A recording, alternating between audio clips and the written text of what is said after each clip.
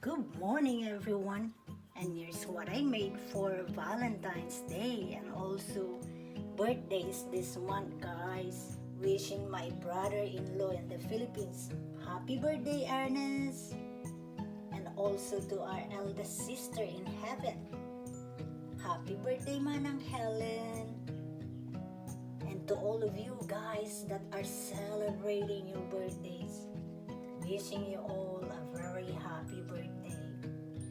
And happy Valentine's Day, everyone. I hope you're all having a wonderful day. And that's my Santan. It blooms a lot this year, guys. I can't get enough of this color. I just love looking at the transition of the leaves.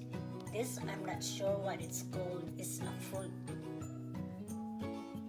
Thank you for supporting my channel. And stay safe and healthy. Bye for now. Maraming salamat.